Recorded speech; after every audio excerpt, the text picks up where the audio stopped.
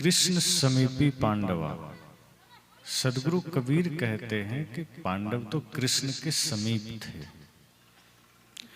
ये उन लोगों के लिए है जो लोग कहते हैं कि भगवान के मंदिर में या परमात्मा के पूजा करने से कल्याण हो जाएगा, स्वर्ग मिल जाएगा, मोक्ष मिल जाएगा।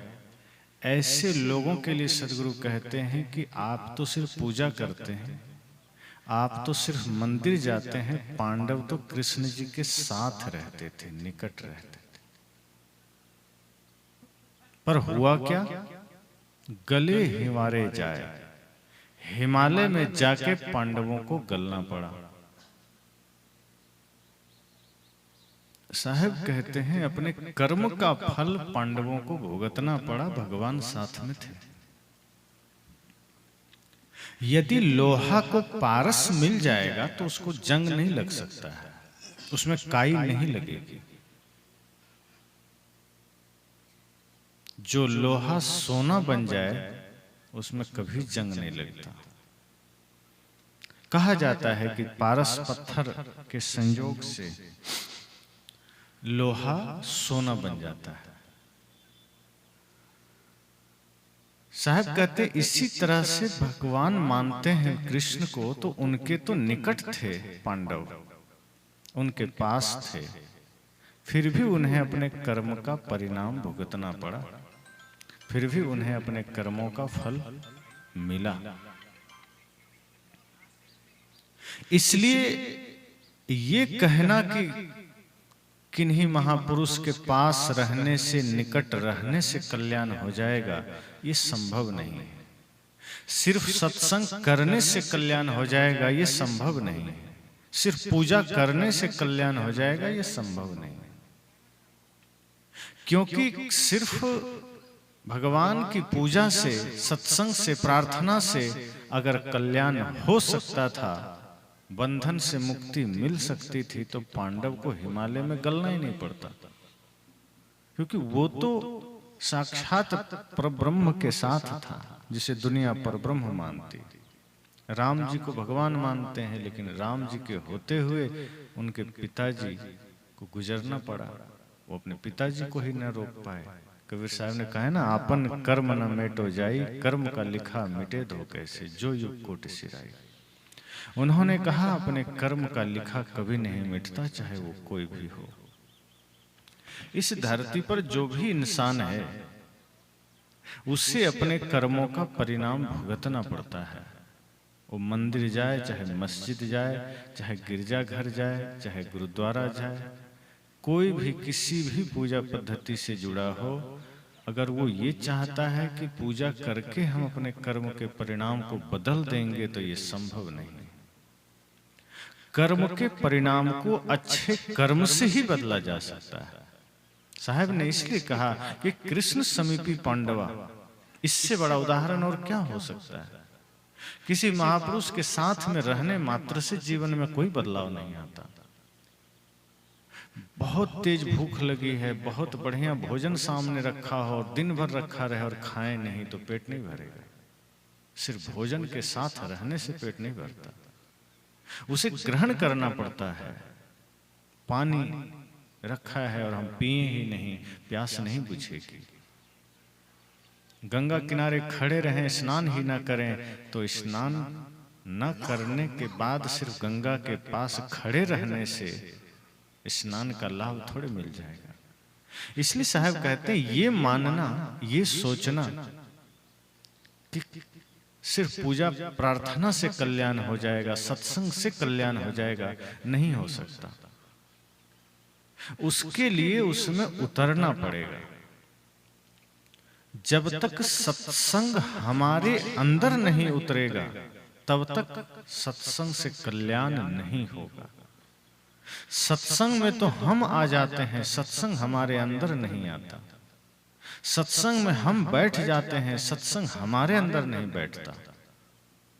और इसका परिणाम ये होता है कि सत्संग चलता रहता है, बदलाव आता ही नहीं। सत्संग से हमारे बीच की जो दूरी है वो कम ही नहीं होती।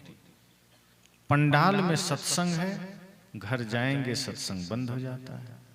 पंडाल में सत्संग है, चौक चौराहे पर जाएंगे सत्संग बंद हो जाएगा।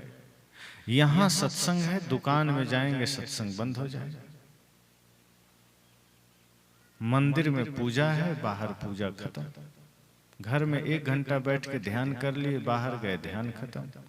साहब कहते हैं फिर ऐसी पूजा, ऐसा सत्संग, ऐसा ध्यान करने से कुछ नहीं होगा, कोई लाभ नहीं। ध्यान तो ऐसा हो जो 24 घंटे होना चाहिए, सत्संग ऐसा हो जो 24 घंटे होना चाहिए।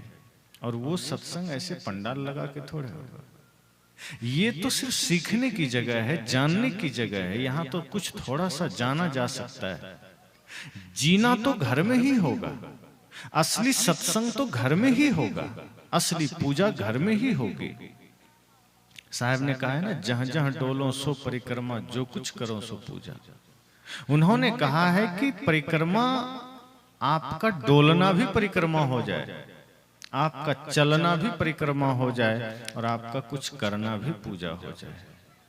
अपने कर्मों को इतना पवित्र बना लीजिए कि आपका कुछ भी करना पूजा ही हो। अपने आप को इतना पवित्र बना लीजिए कि आपका चलना पूजा और तीर्थ ही हो। साहब ने और भी कहा है, शब्द निरंतर मनुआ राता मलिन वासना त्यागी, उठत बैठत कबहू न छूटी ऐसी तारी लगी। एक जगह एक आदमी कहा, ध्यान कबीर पंथियों को 2 घंटे करना चाहिए, और जो लाल कपड़े वाले हैं उसको 4 घंटा करना चाहिए। तो बात समझ में नहीं आई। कुछ लोग उलझन में पड़ गए कि क्यों भाई, 2 घंटे के बाद और 22 घंटे कबीर पंथियों को क्या करना चाहिए, और 4 घंटे अगर लाल कपड़े वाले ध्यान करेंगे तो फिर 20 घंटे वो क्या करेंगे। अगर 2 घंटे हम ध्यान करेंगे तो बाकी के 22 घंटे क्या करेंगे। 4 घंटे कोई ध्यान करेगा तो बाकी के 20 घंटा क्या करेगा।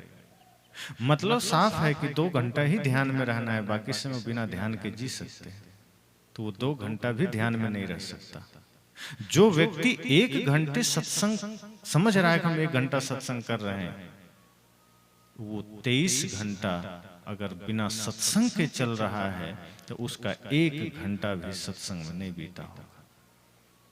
साहब कहते मैं ऐसा नहीं मानता। साहब का कहना है कि उठत बैठत कबहू न छूटी ऐसी तारी लगी। कहते हैं ध्यान तो ऐसा हो जो सोते जागते उठते बैठते कभी ना छूटे। ध्यान तो ऐसा हो जो आप किसी भी अवस्था में हैं वो कभी छूटना ही नहीं चाहिए। सत्संग को हमने क्रिया बना दिया है, ध्यान को हमने क्रिया बना दिया है, और क्रिया तो बाहरी चीज है, आंतरिक हो नहीं सकती। जब ध्यान स्थिति बन जाए, सत्संग हमारी स्थिति बन जाए, तो समझना वो 24 घंटे होगी। और जैसे ही हम क्रिया बनाएंगे तो बाहरी रूप हो जाएगा। फिर ध्यान भी क्रिया है, पूजा भी क्रिया है, सत्संग भी क्रिया है। फिर वो बाहर बाहर चलेगा, भीतर से उसका कोई लेना देना नहीं होगा। और हमने यही किया है, पूजा भी हमने क्रिया रूप बना दिया, ध्यान को भी हमने क्रिया रूप बना दिया। ये नियम बना लिया कि गुरु जी ने कहा है तो 1 घंटा ध्यान करना है।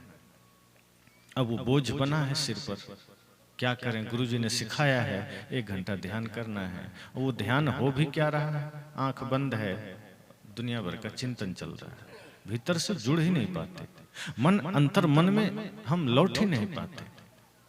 साहब कहते हैं ऐसा ध्यान, 1 घंटे का ध्यान किसी काम का नहीं। ध्यान तो ऐसा हो जो 24 घंटे हो, सत्संग तो ऐसा हो जो 24 घंटे हो।